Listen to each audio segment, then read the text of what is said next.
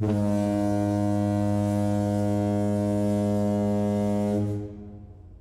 there, part-timers. Once again, this is Anton from Anton Will Bay. Thank you guys for stopping by the collection room. Today we're taking a look at some comics. It's another batch of Freex. It is issues 5, 6, 7, and 8 of what I believe is an 18-issue run, if I remember correctly. Let's see here. 18 issues, yes, plus one giant size book. Sorry, just had to flip through them. I have not read these in ages and ages, and this is part of the Ultraverse. I just wanted to go through. And here's the funny part is I realized I am missing a single issue from the run. I believe it's issue 11, which I have got on order right now because I've never had it. Never had that issue. This series has been incomplete in my library forever. And as many comics as I have bought and sold, my Ultraverse has never been sold. It has always been with me since I bought it clear back in the 90s. Freex, and I probably haven't read Freex since the 90s. So as I covered in the last video with Freex, they are just a team of runaways. They are not particularly good friends. They don't really like each other. They all have a lot of drama going on. They don't really do any good for the greater humanity. They run from bounty hunters. They run from the police. They steal to eat. That's pretty much it. They don't accomplish anything in the greater scheme of the Malibu Ultraverse.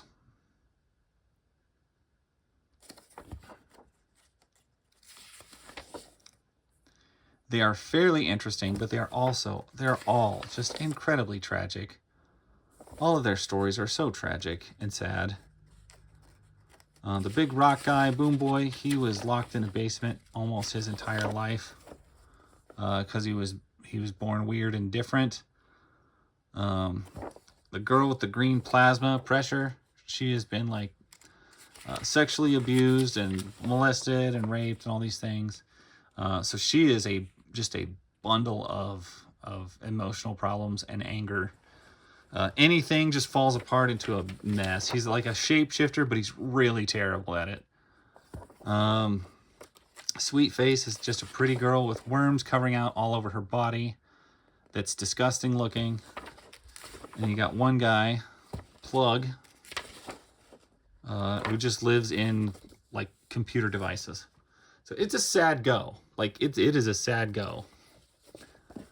Here we get the Breakthrough issue. I don't remember them ever going to the moon or being involved with the Breakthrough series. Oh dear.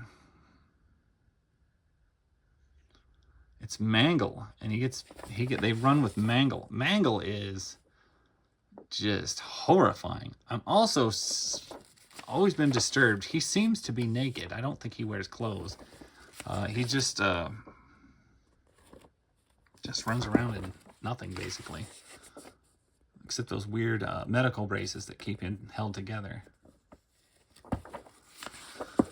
So he pits them against the Nightman, which is a big mistake because even though he doesn't have much for superpowers, just the ability to hear evil, the Nightman is not somebody you want to mess with. He has taken out TNT, a team that is far more superior to Freex as far as their abilities.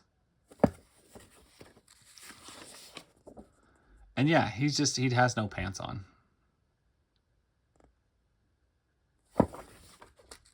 I don't really blame him for wanting to kill this kid. This kid tortured him for years and years and years. That's why he's all broken, is because this kid tortured him. The kid's dad is a billionaire, so he gets away with it. But yeah, just another twisted layer of the Malibu Ultraverse would be right there in that. Ask Diana. I love how Malibu always put all their ads in the back. That's just a good call.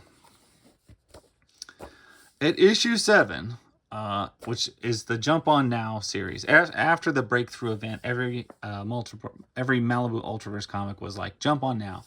Now's the time to get involved.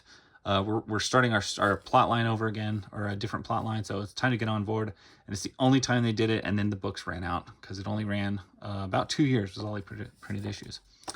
But you get into Origins, because what they figured out is a team of runaways who doesn't have a villain and who doesn't get along doesn't really have a ton to do in a series. Except they run through Origins. So here's the origin of Pressure. The next one, you get the origin of Anything. You run through everyone's origin story, which is, I mean, it just expounds the tragedy of it.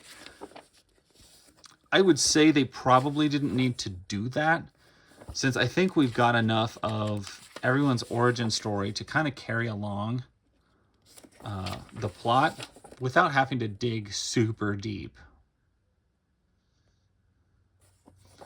But we do that. We dig super deep. It's super terrible.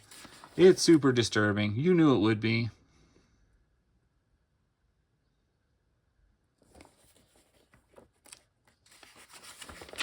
And of course, they get attacked just by like vigilantes and normal citizens. Everybody just hates them for existing. And so they try to kill them all the time.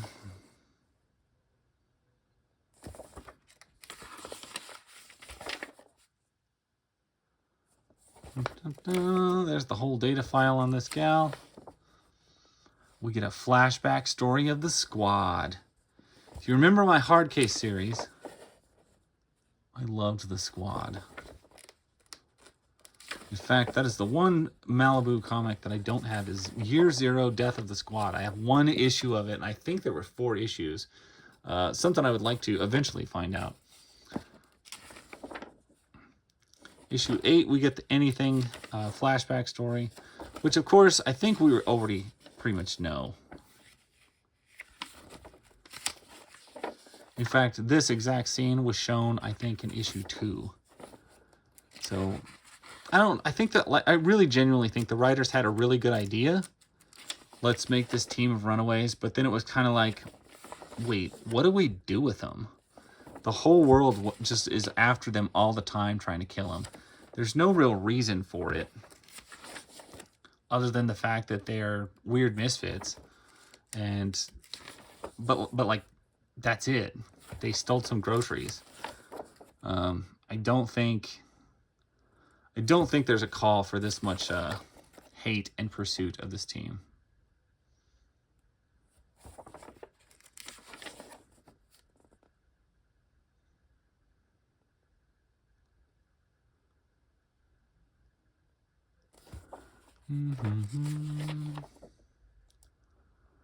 Yep, Anything. Anyway, it does proceed on. We get the entire origin story. The shift of the series does happen later. It's been so many years since I read this, though. It's really hard to recall just all of it. It's bringing a lot back just seeing it. It's pretty fantastic. I remember it being just one of the emotionally heavy and draining series that Malibu did. And so I'm sharing it with you. Anyway, thank you guys for watching. I appreciate it. I'll catch you guys later. Bye.